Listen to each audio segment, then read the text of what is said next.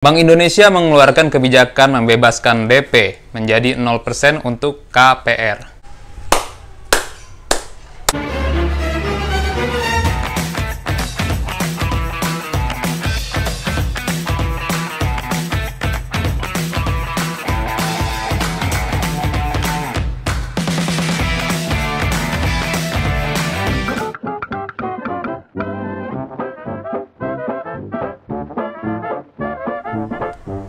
Lantas, apakah ini saat yang tepat untuk kita segera memboyong rumah impian?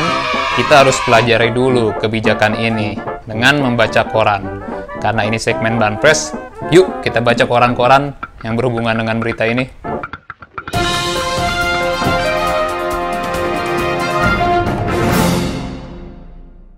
Bukan koran ya?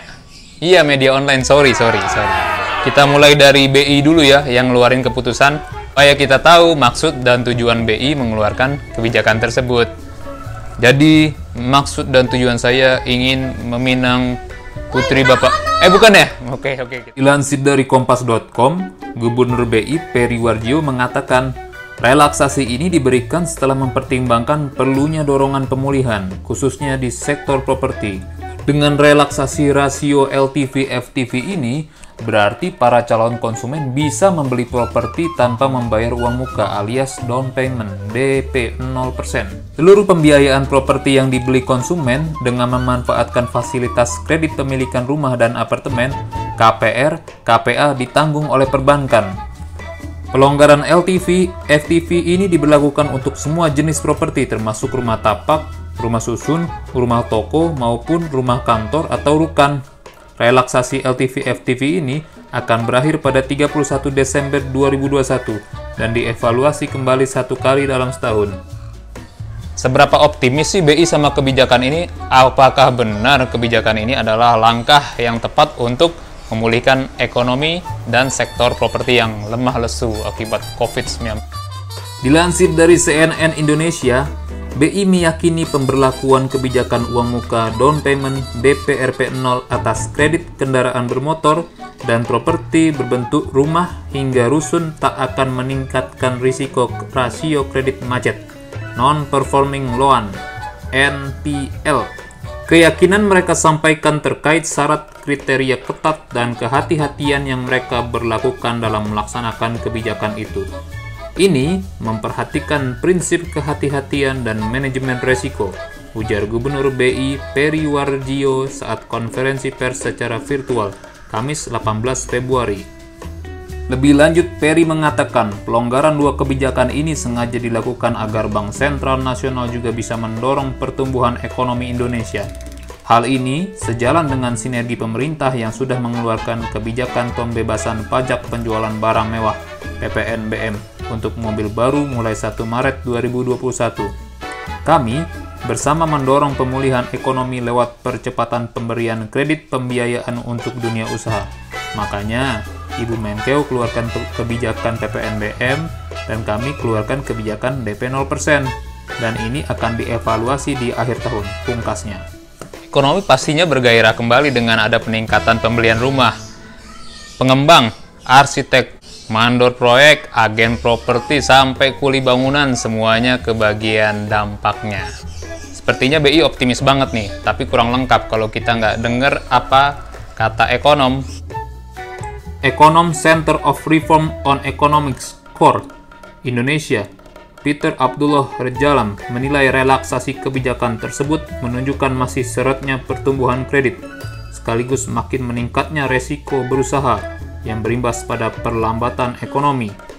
Karena itulah, di saat bersamaan, Bank Sentral juga kembali menurunkan suku bunga acuan sebesar 25 basis poin menjadi 3,50%. Ini merupakan rekor suku bunga terendah sepanjang sejarah kemerdekaan Republik Indonesia. Meski demikian, Peter memperkirakan dampaknya terhadap penyaluran kredit tidak akan signifikan, sebab biasanya penurunan suku bunga acuan tak langsung diikuti oleh pemangkasan bunga kredit di bank.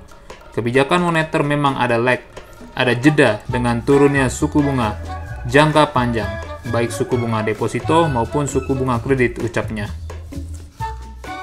Di samping itu, hingga saat ini aktivitas bisnis tengah lesu darah. dan pengusaha cenderung menahan diri untuk melakukan ekspansi bisnis. Pandemi COVID-19 yang membatasi aktivitas sosial ekonomi membuat risiko usaha meningkat. Jadi meskipun suku bunga acuan turun, demand dan supply kredit masih akan terbatas. Penyaluran kredit tidak serta-merta terjadi imbuhnya. Ia juga mewanti-wanti potensi peningkatan rasio kredit bermasalah, baik di bank maupun perusahaan pembiayaan multi-finance. Menurutnya penting bagi otoritas jasa keuangan untuk menyiapkan mitigasi mengingat kondisi perekonomian yang belum sepenuhnya pulih. Setiap kenaikan penyaluran kredit pasti diikuti resiko peningkatan NPL. Apalagi di tengah pandemi saat ini, risiko itu pasti ada. Tinggal bagaimana memitigasinya.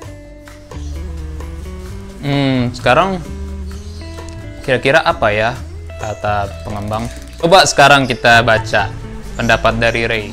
Dilansir dari CNN Indonesia, Ketua Umum DPP Real Estate Indonesia Ray Totok Lusida mengatakan sebenarnya industri properti tidak butuh kebijakan DP 0%, melainkan bagaimana perbankan lebih berani untuk menyalurkan KPR kepada masyarakat. Ia menilai saat ini perbankan lebih pelit memberikan kredit properti kepada masyarakat. Seperti gambaran, dari 10 orang yang mengajukan kredit, yang disetujui hanya 8 orang atau bahkan tidak ada sama sekali.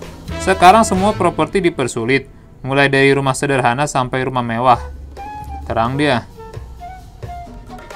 Sikap perbankan yang terlalu hati-hati dalam penyaluran kredit, menurutnya akan membuat industri properti tidak sehat. Ia menuturkan, persentase masyarakat yang membeli rumah melalui KPR saat ini turun dari 90% menjadi 60%. Sementara, sisanya pembeli menggunakan skema in-house, di mana pembeli bukan membayar angsuran ke bank, melainkan langsung ke pengembang. Itu menyeramkan, karena tidak semua pengembang sehat. Kalau in-house, pembeli hanya memegang selembar surat, kwitansi setoran. Kalau lewat bank, sertifikat rumah di bank. Ada faktor aman untuk masyarakat, itu lebih penting, jelasnya. Kita udah baca bareng-bareng ya pendapat dari ekonom, pengembang, dan juga BI sendiri. Sekarang, bagaimana dari kita sendiri? Kesempatan ini memang langka. Tapi kita harus cek dulu nih, bagaimana kondisi dompet kita sendiri. Karena dengan tidak adanya DP, otomatis cicilan membengkak. Nah, bagaimana dengan cicilan-cicilan kita yang lain? Cicilan mobil, cicilan motor, cicilan handphone, dan cicilan-cicilan lain. Kalau ditambah KPR, bagaimana? Masih sehatkah keuangan kita? Kenapa sih ribet banget? Ya, karena kalau udah beli rumah nanti bakal banyak lagi pengeluaran lain. Yang pasti satu, PBB tiap tahun. Kita pasti akan bayar tuh. Renovasi, belum lagi ngisi barang. Terus melihat di Instagram orang renov macem-macem, ya pengen juga lah. Tapi kalau kamu semua rasa sudah aman, ya ini adalah waktumu, gercep. Karena properti nggak bisa nunggu. Orang yang jauh lebih kaya, duitnya lebih banyak, bakalan habisin tuh. Karena ini nggak cuma untuk rumah ke-1, rumah kedua juga. Oke? Jangan lupa subscribe.